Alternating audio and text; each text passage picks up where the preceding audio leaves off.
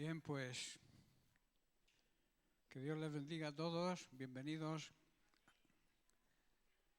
a la reunión donde ensalzamos y alabamos el nombre de nuestro Dios. Así que vamos a preparar nuestros corazones para recibir ese pan del cielo, ese maná que Dios cada domingo y cada día nos quiere traer, con el propósito de que aprendamos a vivir la vida cristiana como hay que vivirla. El vivir una vida cristiana no es existir simplemente. Existen los animales, ¿verdad? Los animalitos del campo. Pero los seres humanos, además de existir, tenemos que vivir y vivir la vida plena y abundante que Cristo nos promete. Por eso estamos estudiando los efectos y las consecuencias cuando vivimos en esa vida plena, en esa vida abundante. Hemos nacido, voy a hacer un corto resumen de las semanas anteriores, hemos nacido para ser vencedores. Hemos nacido para vivir una vida plena y abundante, esa vida plena que Jesús nos promete y que desea que vivamos. La vida cristiana, hermanos, es una vida auténtica, una vida real. No es algo ficticio, no es algo que se toma como tradición. La vida cristiana es una forma de vivir de acuerdo a la voluntad de Dios. Y por eso tenemos que andar siempre en su voluntad. El cristiano, el discípulo verdadero, tiene que andar y vivir siempre en la voluntad de Dios. Nuestra vida debe honrar, debe glorificar, debe ensalzar y debe agradar siempre a nuestro Dios. Pablo nos exhorta en la carta a los Filipenses y nos dice: haced todo sin murmuraciones y contiendas. No debe haber contiendas dentro de una familia, ¿verdad? Una familia que tiene contiendas, me refiero a la familia normal, física, natural. Si hay contiendas dentro de una familia, la familia no avanza, no progresa, tiende a romperse, lo más seguro. Pues eso mismo ocurre con la Iglesia cuando hay contienda, hay enfrentamiento, hay murmuraciones, hay críticas.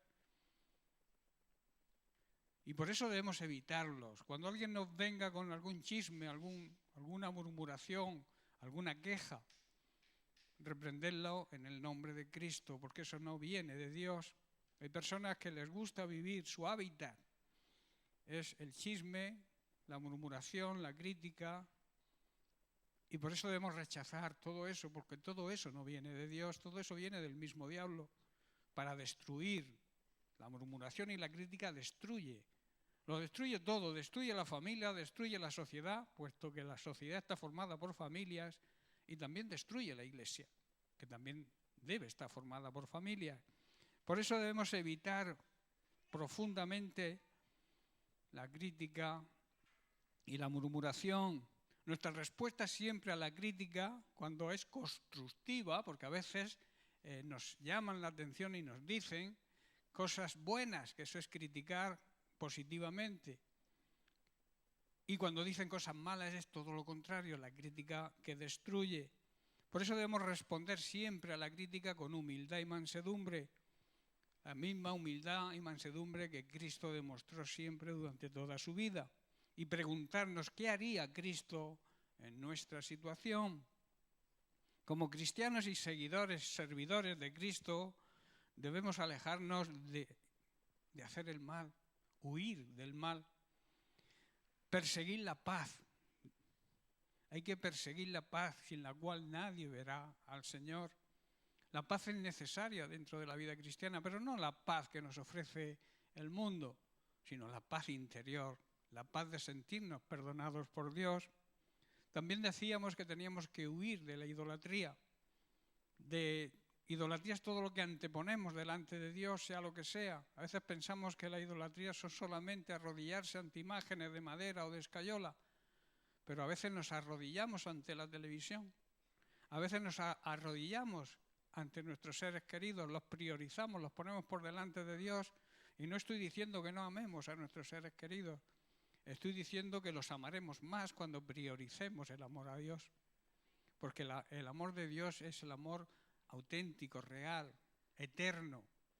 También es un amor que no merecemos, Por eso debemos, dice Romanos, que el amor de Cristo fue derramado en nuestros corazones y lo hizo el Espíritu Santo. Estamos estudiando en la escuela bíblica, recuerdo, la obra y la persona del Espíritu Santo, y estamos viviendo la dispensación del Espíritu Santo, y por eso tenemos que darle cabida al Espíritu Santo, dejar que el Espíritu Santo se desarrolle dentro de nosotros. Él nunca va a usurpar tu voluntad, pero sí te quiere guiar, te quiere defender, te quiere ayudar. Pero claro, si nosotros lo dejamos, si no, es imposible. El Espíritu Santo nos enseña, nos recuerda lo que Jesús hizo y lo que Jesús enseñó, para qué lo hizo y por qué nos lo enseñó, y también nos abre el entendimiento. Si tú quieres entender las Sagradas Escrituras, busca la ayuda del Espíritu Santo, que si eres un verdadero cristiano, si has nacido de nuevo, mora dentro de ti.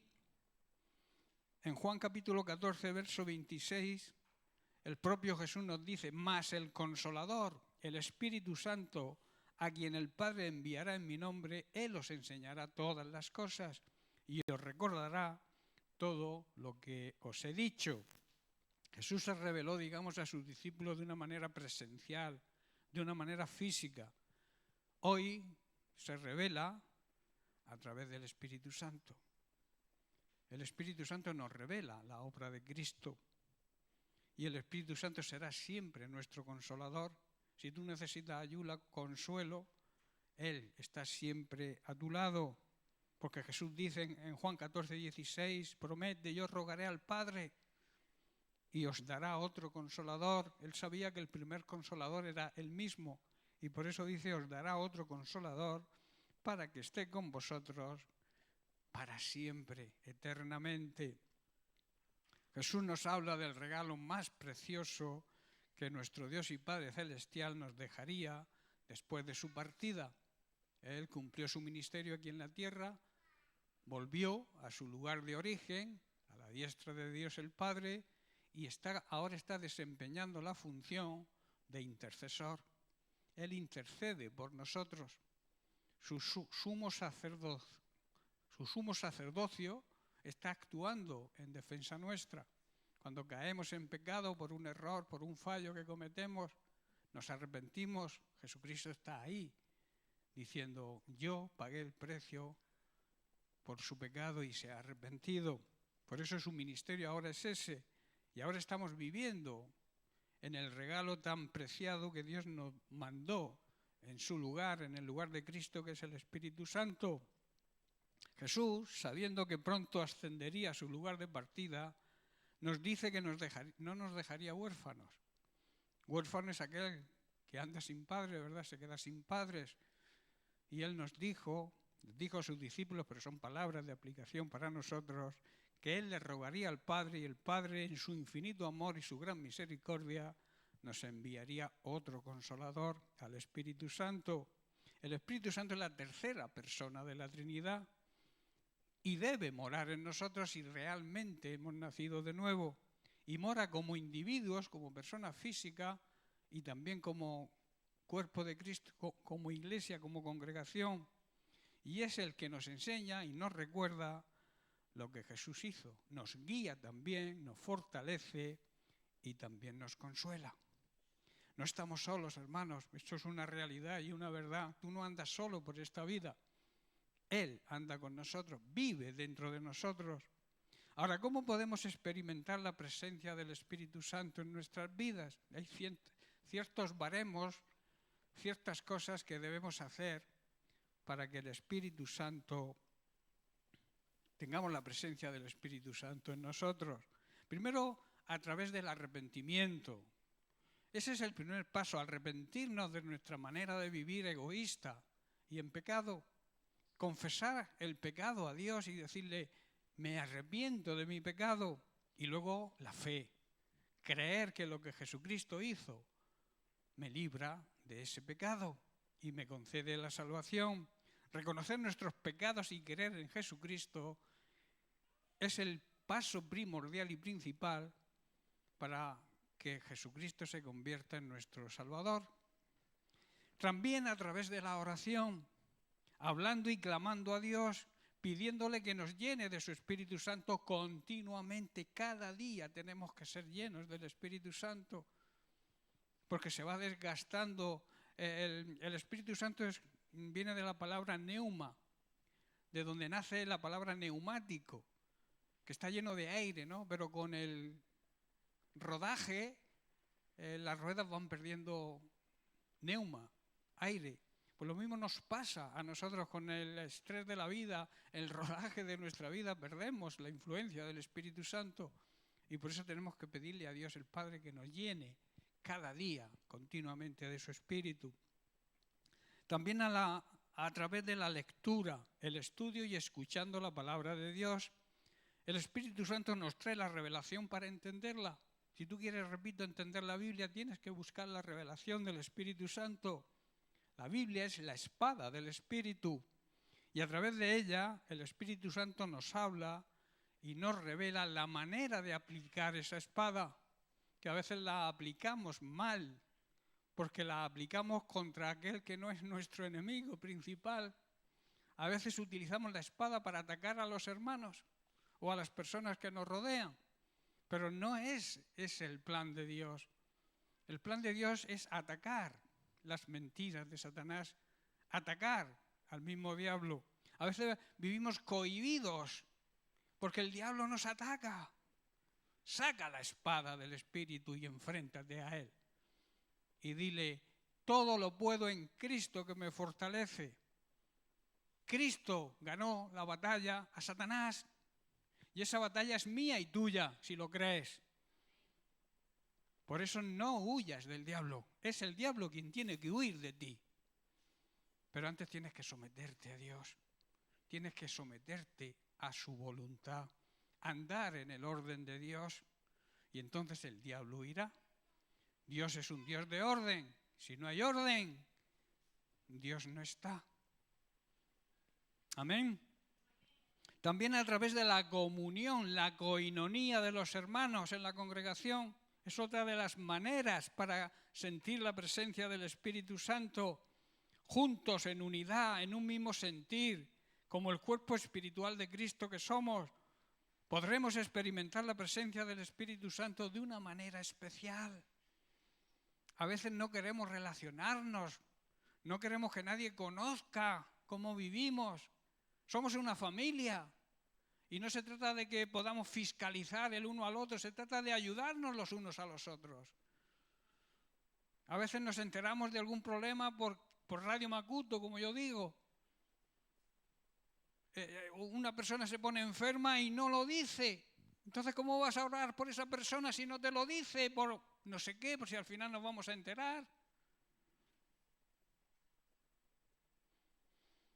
Es necesaria la coinonía, la relación de familia entre los miembros del cuerpo de Cristo, su iglesia.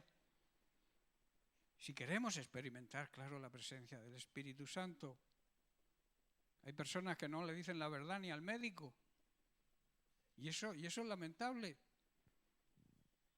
Si yo me entero que estás enfermo, ¿qué voy a hacer? Orar por ti. Lo mismo que si a mí me pasa algo, pido oración a la congregación y a los hermanos para que oréis por mí. Eso es una de las funciones del cuerpo de Cristo. Y a veces desperdiciamos ese poder que hay en la oración de la iglesia. Dice la Biblia que las puertas del infierno no pueden contra la iglesia. Y a veces se nos olvida eso, que en la oración de la iglesia tiene un gran... La oración tiene poder siempre, pero cuando se une la iglesia en oración, hay un poder tremendo, porque la presencia del Espíritu Santo está ahí. Debemos entenderlo así. El Espíritu Santo, al igual que Jesús, es un regalo que Dios nos hace.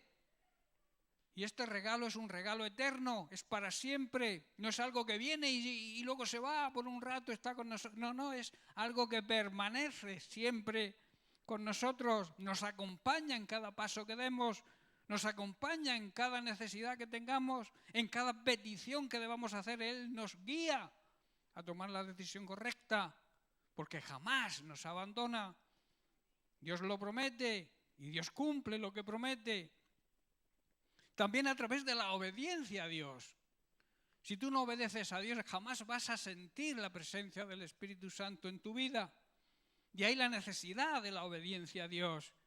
Seguir los mandamientos de Dios, vivir una vida de santidad. Obedecer a Dios de una manera pronta, rápida. Cuando Dios te lo dice, hazlo. Sin condiciones, sin ponerle condiciones a Dios. No negocies con Dios. Pon las cosas en las manos de Dios y descansa. Confía en Él y Él hará. Cuando perdemos la confianza y la fe, Dios no puede hacer nada, porque Dios obra a través de la fe.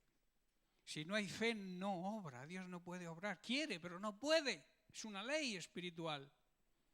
¿Comprendéis, hermanos? También hay unas consecuencias de todo esto, porque entonces el Espíritu Santo, la presencia del Espíritu Santo empieza a obrar en nosotros de la siguiente manera. Primero nos consuela si estás triste, si andas en tristeza por alguna causa, el Espíritu Santo te quita, te consuela, nos transmite paz en medio del sufrimiento. Es un sufrimiento diferente al sufrimiento que padecen las personas incrédulas que no conocen al Señor. Nosotros que le conocemos, sabemos, y si experimentamos la presencia del Espíritu Santo, sabemos que Él va a estar ahí para quitar la tristeza. El Espíritu Santo también nos transmite fuerza en medio de nuestra debilidad. Cuando te sientas débil por algo, el Espíritu Santo te ayuda en tu debilidad. Jesús dijo, mi poder se perfecciona. Le dijo a Pablo, ¿verdad? ¿En qué? En la debilidad. Cuando nosotros reconocemos nuestra debilidad, Dios se hace fuerte en nosotros. Cuando nosotros nos hacemos fuertes ante Dios, Dios se aleja, sigue tu camino. Él no quiere que sigas tu camino erróneo. Pídele ayuda cuando te sientas débil y la vas a recibir a través del Espíritu Santo. El Espíritu Santo también nos saca de las dudas. De una de las maneras, de las artimañas que usa Satanás para alejarnos de Dios, que es la duda. La duda roba la fe, es el ladrón de la fe. Por eso recurre al Espíritu Santo cuando tengas dudas. Y el Espíritu Santo te va a llevar a la verdad. Y vas a entender y vas a comprender y la duda se va a alejar de ti. El Espíritu Santo nos guía y nos va a mostrar siempre la voluntad de Dios. El Espíritu Santo nos trae también convencimiento de pecado. A través de nuestra conciencia, Dios, el Espíritu Santo le habla a nuestra conciencia, que es como un piloto, como una señal que te indica que estás haciendo algo mal. Y te va a convencer de pecado para que te alejes de él. Va a convencerte de lo que es pecado. Que a veces nosotros hacemos selección de pecados. Hay pecados que a Dios no le importan. A Dios le importa todo tipo de pecado. No hay pecado grande ni pequeño. Hay pecado. Y el pecado es no agradar a Dios. Hacer cosas que le desagradan. Sean de la calidad que sean. Y recuerda, Dios no habita donde hay pecado. Y donde está Dios no hay pecado.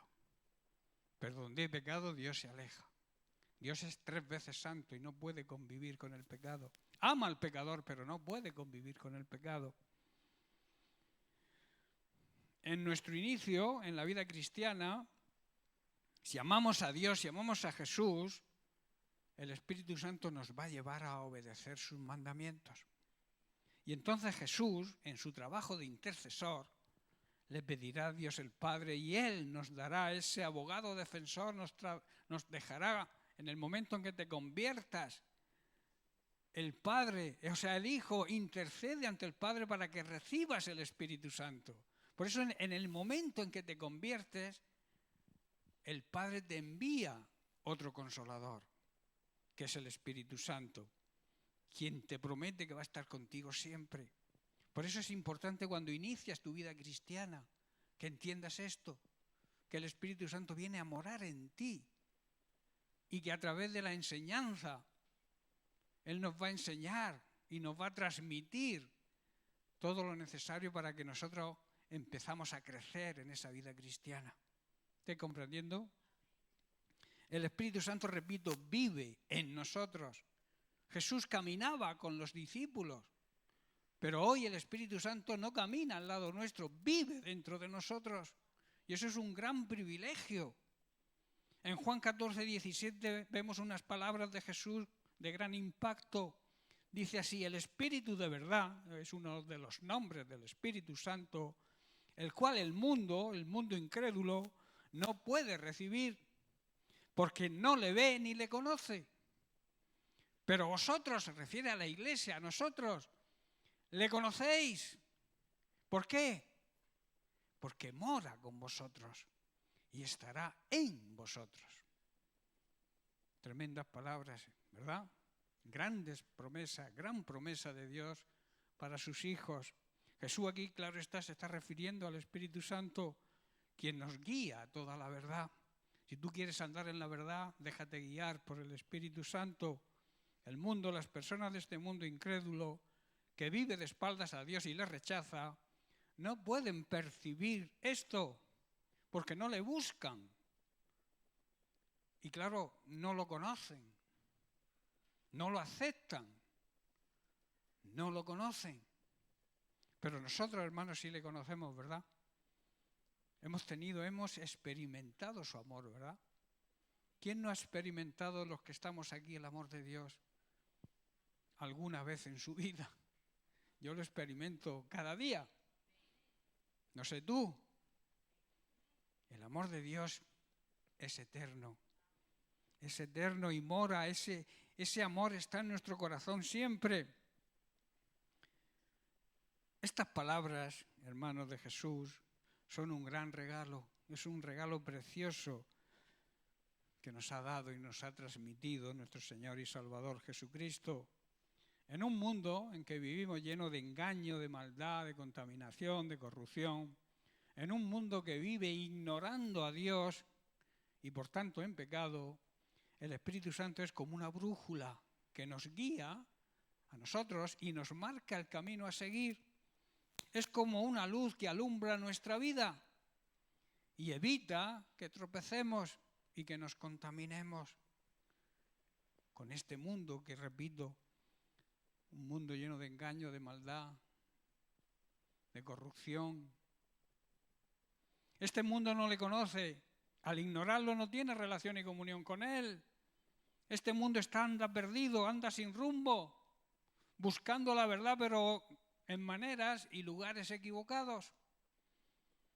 El mundo busca, porque todo el mundo quiere vivir en paz, quiere vivir bien, pero buscan esa vida que ellos quieren, o sea, esa vida que ellos dicen que es vivir, que en realidad no es vivir, porque la verdadera vida está en Cristo. Utilizan otras maneras y otros lugares equivocados. Se aferran a las riquezas, al poder, a los placeres de este mundo, que vive sin Dios y sin esperanza, y sin darse cuenta que todo esto que anhelan es pasajero. Se pasa rápido, es efímero. Y como dice Salomón, todo en este mundo es vanidad. Algo vano es algo vacío, sin contenido, sin esencia. La esencia está en Cristo. El contenido real de una vida plena está en Cristo. Y el mundo, al no tener a Cristo, vive vacío. No pueden ver la obra del Espíritu Santo, es imposible, porque sus ojos están cegados por la ignorancia y el pecado, que son los símbolos de las tinieblas, del rey de las tinieblas. Y tampoco pueden oír su voz, porque sus oídos están pendientes de otras voces y no de la voz de Dios. Y muchas veces la peor voz, como suelo decir, es la propia voz de uno. Pero nosotros, hermanos, le conocemos, repito, nosotros somos diferentes y tenemos que marcar la diferencia. No podemos, digamos, circular por medio de este mundo incrédulo y que los demás no se den cuenta que somos diferentes. Entonces estamos jugando a religión. El mundo tiene que ver que el cuerpo de Cristo, la iglesia de Jesucristo, los discípulos de Dios, los hijos de Dios tienen una vida diferente. Y no pueden pasar desapercibidos. Como suelo decir yo, hay cristianos de la secreta que no saben ni sus propios vecinos del piso de al lado que son cristianos, porque se esconden por miedo a ser rechazados. Hermanos, Jesús dijo, si a mí me han rechazado, si a mí me han perseguido, a vosotros os perseguirán y os rechazarán también. Y eso será señal de que sois verdaderos. Pero si quieres pasar desapercibido en el mundo, también pasarás desapercibido en el reino de los cielos. Amén. Jesús nos dice, Él mora con vosotros y estará en vosotros siempre. Y esto es una gran promesa. El Espíritu Santo no solo está con nosotros, sino que está dentro de nosotros. Somos su templo, su santuario, donde Él mora y vive. Y donde mora Dios es santo, es un santuario. Por eso nuestro cuerpo no podemos utilizarlo para cosas. Por eso Pablo dice, huid de la fornicación, porque es el pecado contra nuestro propio cuerpo. Huir de las relaciones sexuales incorrectas, impuras. Somos el templo del Espíritu Santo y no podemos hacer cualquier cosa porque no nos pertenece. Le pertenece a Cristo que lo compró con su sangre. Por eso, ojo, ¿qué haces con tu cuerpo? ¿Y qué haces con el cuerpo de Cristo que es la iglesia? Cuando criticas al cuerpo de Cristo, estás criticándote a ti mismo. Estás tirando piedras, como se suele decir, a tu propio tejado. Y luego viene la lluvia y te mojas, porque lo has roto con tus propias piedras. No sé si estés comprendiendo la parábola. ¿Sabes que me gustan las parábolas como a Jesús? Cuando criticas a la iglesia, ten mucho cuidado. Te estás metiendo con la perla preciosa de Dios. Cuando criticas a un hermano, atente a las consecuencias. Y más si criticas a tus pastores, a los ungidos de Dios, que no están puestos por su propia voluntad.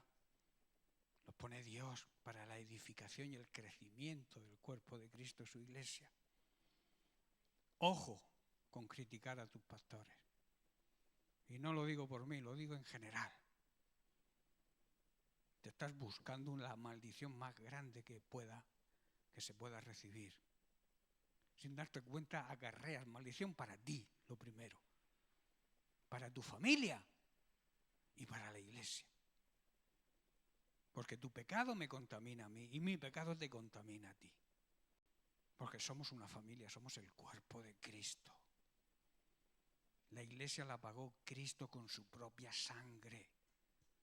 Él la parió, por decirlo de alguna manera, en la cruz. Salió agua y sangre de su costado, que es lo que sale cuando una mujer da a luz a un bebé. ¿Qué sale con el bebé? Sangre y agua. Cristo nos dio a luz a su iglesia en la cruz. Y eso hay que valorarlo en su justa medida y entenderlo que es así. Por eso no critiques jamás a tu iglesia, ni a la iglesia en ningún sitio, porque te estás acarreando una gran maldición. El Espíritu Santo, hermano, nos capacita para hacerlo y para vivir una vida que le agrade a Dios de verdad, para ser testigos valientes de Cristo, para testificar de la verdad de Cristo en este mundo lleno de oscuridad y de maldad. Nosotros tenemos que alumbrar. Somos la luz, somos la sal de esta tierra. Y no podemos desperdiciar, hermanos, este regalo tan precioso que tenemos. Debemos dejar que el Espíritu Santo nos enseñe, nos guíe, nos transforme y nos capacite para ser la luz que este mundo lleno de maldad, de corrupción y de ignorancia de Dios necesita. En Mateo capítulo 5, verso 14, Jesús, después de predicar sobre las bienaventuranzas en el Sermón del Monte, nos dice: vosotros sois la luz. ¿De qué? ¿La luz de dónde? Del mundo. ¿Dónde hay que alumbrar? Porque a veces alumbramos supuestamente aquí, en la congregación, pero ¿estás alumbrando en el mundo? ¿Estás siendo luz para tu familia, tus hijos, tu esposo, tu esposa? ¿Estás siendo luz para tus vecinos? ¿Para tu familia que aún no conoce a Cristo? ¿Estás siendo luz para tus compañeros de trabajo? ¿O los estás condenando porque si dicen, si ser cristiano es como tú, yo no quiero ser cristiano? ¿Estamos siendo luz ahí? ¿Estamos siendo luz los jóvenes en los institutos y en los colegios? ¿Estamos siendo luz cuando conducimos un vehículo?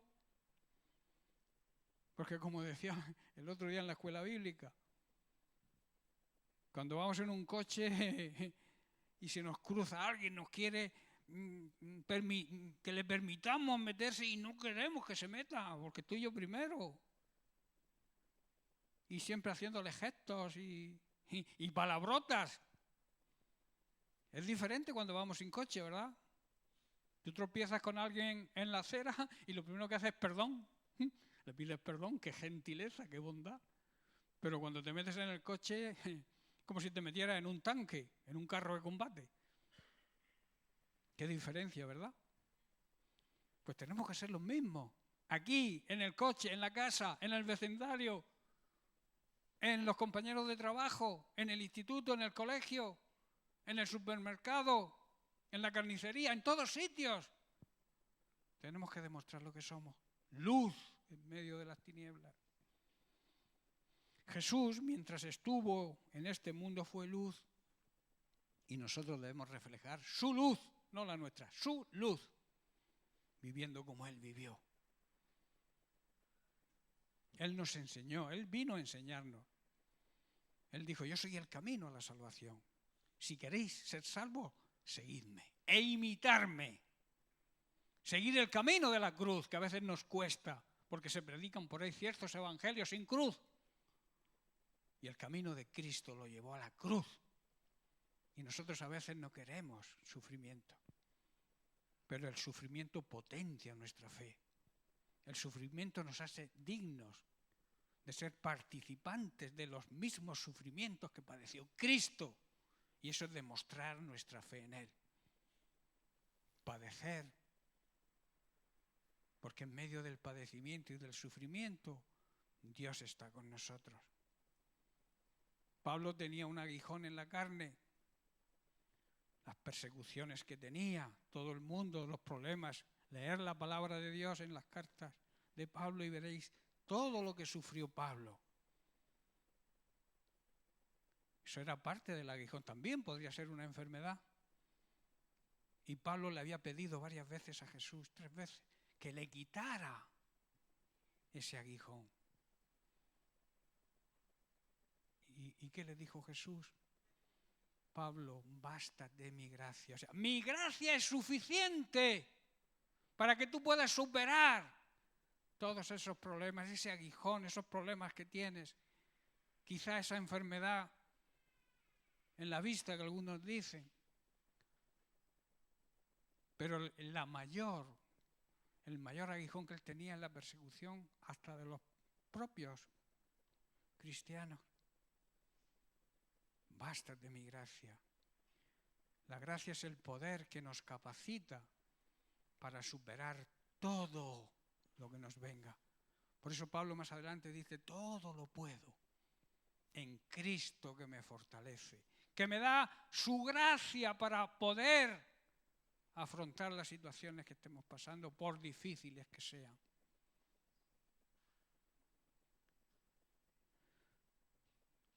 Debo hacer énfasis que para para tener este tipo de fe y confianza en Dios, es necesaria una vida de santidad. La santidad significa que ha habido una transformación en nosotros, ha habido un cambio radical, no externo, no, interior, algo interior, en primer lugar. En segundo lugar, separación. Hemos sido apartados. La palabra iglesia significa sacados afuera, apartados. Hemos sido apartados del mundo. Y la tercera, con el fin y el propósito de servirle. No hay otra manera de vivir en santidad, transformados, dedicados y trabajando para el Señor, apartados de toda contaminación mundana. Bien, vamos a empezar. Quiero hacer un análisis léxico-sintático. ¿Lo entendéis? Sí, los estudiantes sé que me entienden. Los que están estudiando carreras sé que me entienden lo que significa léxico, que es estudiar el significado de las palabras, y sintáctico, que significa el propósito por el cual Jesús decía estas cosas. ¿Estáis entendiendo? El significado y el motivo. ¿Así lo entendéis? Claro. Bueno, vamos a estudiar, digamos, el capítulo 14 de Juan. No terminaremos hoy, pero es igual, ya terminaremos otro día. En el capítulo 14 de Juan vemos a Jesús hablando a sus discípulos sobre la necesidad de obedecer y también les habla de la promesa del Espíritu Santo. Versículo 25 dice: os he dicho estas cosas estando con vosotros. Os he dicho. ¿Qué quiso decir Jesús con estas palabras? Jesús nos dice esto para que guardemos y recordemos permanentemente las palabras dichas por Él mismo anteriormente. ¿Estoy comprendiendo? O sea, nos recuerda lo que ya nos ha dicho para que nos olvidemos. Por eso dice, os he dicho, esto que voy a decir ya os lo he dicho antes. Os lo recuerdo. Estando con vosotros. Estas palabras de Jesús son para que nos demos cuenta y que entendamos que Él había cumplido ya su ministerio aquí en la tierra y nos indica que estaba dándole lugar a la llegada de otro Consolador. ¿Estoy comprendiendo? Al Espíritu Santo. Y con ella nos comunica, nos transmite y nos imparte paciencia y confianza en las promesas de Dios. Estando con vosotros, ahora ya no voy a estar, pero estando con vosotros os dije que os enviaría el Espíritu Santo. Ahora yo me voy y lo prometido vendrá. ¿Estáis entendiendo? Versículo 26. Mas el Consolador, el Espíritu Santo, a quien el Padre enviará en mi nombre, Él os enseñará todas las cosas y os recordará todo lo que os he dicho. Son palabras de Jesús. Como vimos, el Espíritu Santo nos enseña y nos recuerda hoy cómo vivir esa vida plena y abundante que Él desea que vivamos. Sigamos con el análisis. Consolador. Consolador viene de la palabra griega paracleto, que significa ayudador, abogado defensor. Quien representa, un abogado es quien representa a una persona en su defensa y le dirige en su comportamiento que debe seguir. Esa es la función del Espíritu Santo, representarnos ante el Padre, ayudarnos cuando necesitemos ayuda, consolarnos cuando necesitemos consuelo y a dirigirnos en nuestra forma de vivir. ¿A quién? Esta frase nos indica que el Padre enviaría al Espíritu Santo. Pero recordar que lo envía cuando el Hijo se lo pide. ¿Estáis comprendiendo el orden divino? El Hijo le pide al Padre que nos envíe el Espíritu Santo. Y luego dice, yo os lo enviaré. ahí está demostrando también la divinidad de Cristo, para aquellos que lo niegan, que Cristo sea Dios. En Juan 14, 16 dice, y yo rogaré, yo, Jesús, rogaré al Padre y os enviará otro Consolador para que esté con vosotros para siempre. Y en Lucas capítulo 24, verso 49, Jesús vuelve a decir, he aquí yo enviaré la promesa de mi Padre sobre vosotros. Pero escuchad bien, tenéis que obedecer esto. Quedaos vosotros en la ciudad de Jerusalén hasta que seáis investidos del poder desde lo alto. El tiempo es del Señor. Nosotros tenemos que esperar con la confianza y la fe, como hicieron los discípulos, de esperar en el aposento alto en Jerusalén el poder del Espíritu Santo. Ellos sabían, porque Jesús ya se lo había revelado, que necesitaban el poder del Espíritu Santo para testificar. Y por eso estaban todos reunidos, los 120, en el aposento alto, esperando la promesa. Y la promesa llegó no cuando ellos lo deseaban, porque ellos supongo que estarían muertecitos de miedo. Allí han matado a nuestro maestro, ahora vendrán por nosotros. Oirían pasos por la escalera, ya vienen, ya vienen. Pero lo que vino realmente fue el poder del Espíritu Santo. En Pentecostés se derramó el poder del Espíritu Santo y ese poder está hoy, actualmente, en su iglesia, dentro de nosotros. Porque, repito, somos el santuario del Espíritu Santo y tenemos ese poder. No cantemos más, Espíritu Santo, ven. Porque te puede decir Dios, ya vino, ya lo envié. ¿Qué haces que no le das autoridad para que gobierne tu vida? Lo tienes dentro de ti. No sé si estáis comprendiendo. No, es muy bonita esa canción, a mí me gusta. Pero es una incongruencia. Algo que no se puede explicar. Es como si Dios te ha sanado de una enfermedad y sigues pidiendo que te sane. Si ya te ha sanado. Hasta que seáis investidos del poder desde lo alto. Y en Hechos capítulo 2 vemos las consecuencias de ese poder.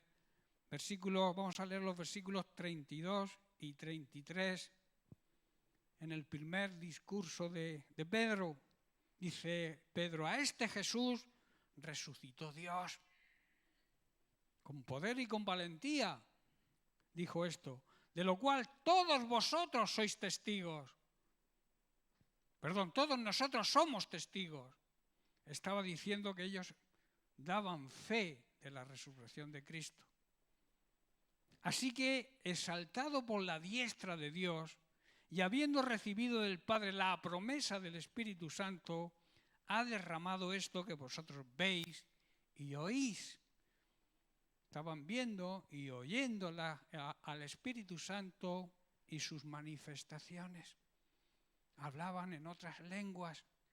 Allí había medos, persas, habían de muchas nacionalidades y de distintas lenguas. Y todos entendían lo que Pedro decía. Eso lo hace el poder del Espíritu Santo. Tú puedes hablar en español y haber un alemán en la congregación y el Espíritu Santo le va a revelar lo que tú estás diciendo en español. Lo va a entender él en alemán. No sé si entendéis lo que estoy diciendo. Dios tiene ese poder, el Espíritu Santo tiene ese poder. Yo me convertí en un culto francés y yo no sé francés. Yo había asistido a otros cultos, pero me convertí en uno, porque yo era muy terco de cabeza. Yo era como Tomás. Tenía que haberme cambiado el nombre, haberme puesto Tomás también. Porque yo tenía que creer, ver para creer. Pero el Señor me llevó a Francia. Y allí me hizo ver lo que era el amor de Dios. Yo me convertí, por lo que dice Juan 13:35. Conoceréis que sois mis discípulos por el amor que os tengáis los unos a los otros. El amor es la muestra que nos identifica como hijos de Dios. Si no hay amor en tu vida,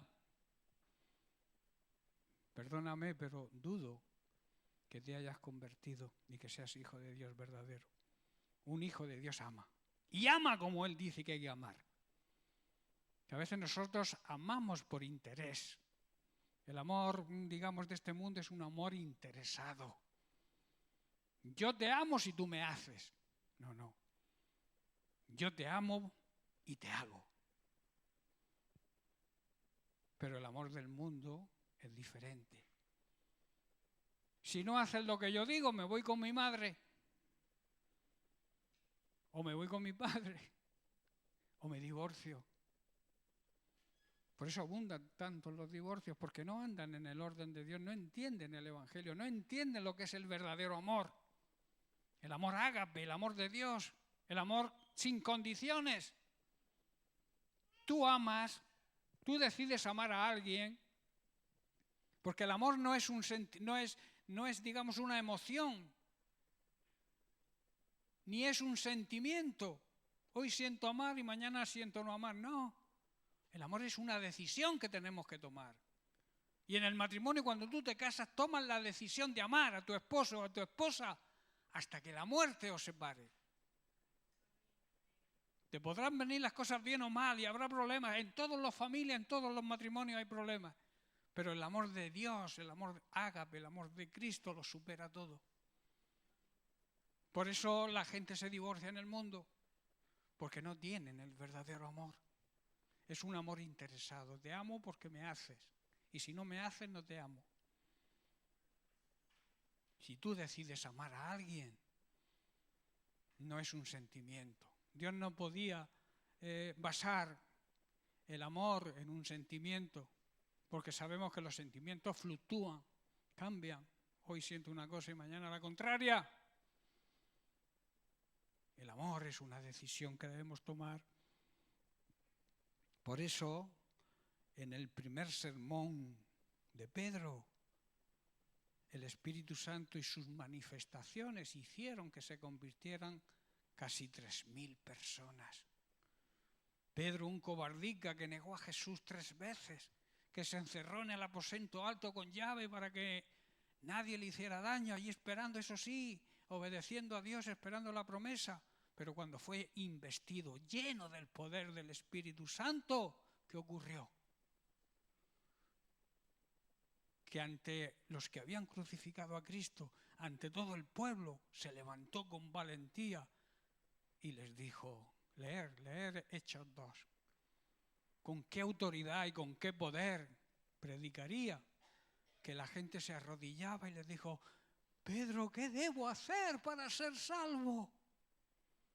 Tremendo, ¿verdad? Que todo el pueblo de Mula se arrodille en el parque Gavarrón y que diga, hermanos de la iglesia Betel, ¿qué debemos hacer para ser salvos como vosotros? Y eso se puede hacer, hermanos, con el poder del Espíritu Santo, no en nuestras fuerzas.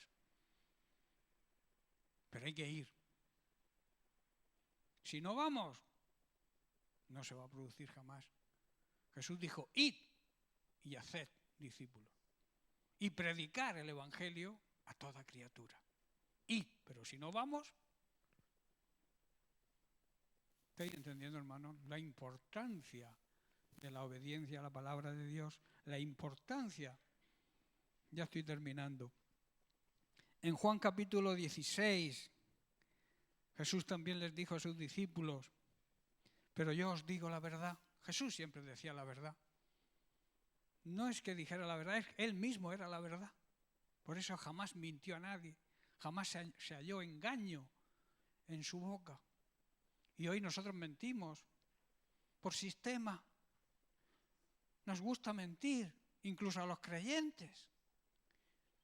Hay creyentes que, repito, mienten. ¿Por qué?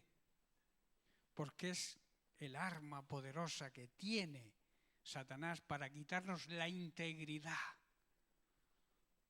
En el retiro que vamos a tener a partir de hoy en Mojácar quiero hablarle a los hermanos de allí de la integridad de un cristiano, lo que es ser una persona íntegra, una persona entera.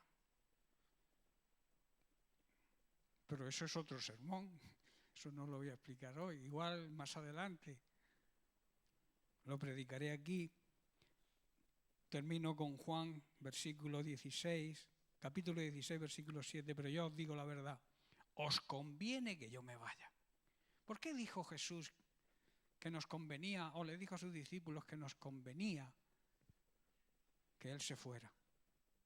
Porque si Jesús no se hubiera ido, el Espíritu Santo jamás hubiera venido, ¿verdad? Porque es el vicario de Cristo en la tierra. Muchos dicen que el vicario, la religión tradicional de España y de muchas partes, dice que el vicario de Cristo en la tierra es el Papa. Pero el que sustituyó a Cristo en la tierra no fue el Papa, fue el Espíritu Santo. Y eso tenemos que saberlo nosotros y demostrarlo, no menospreciar al Papa, pobre tico, que ahora mismo está malico, y es una persona, es parte de la creación de Dios. Dios le ama también a él, aunque está en un tremendo error, se cree lo que no es. En realidad era mejor que sus discípulos y hoy para nosotros que el primer Consolador Jesús regresara a su lugar de origen. Si no hubiera regresado, el abogado defensor, el Paracleto no habría venido. En cambio, al irse, el Espíritu Santo fue enviado por el Padre para que viviera en nosotros. Y eso, repito, es un gran privilegio. Amén. Bien, pues lo vamos a dejar aquí y seguiremos la semana que viene hablando de que Jesús también impartió el Espíritu Santo cuando sopló sobre sus discípulos, ¿verdad? Demostrando ahí también que es Dios, su divinidad. Pero repito, lo veremos la semana que viene. Que Dios les bendiga.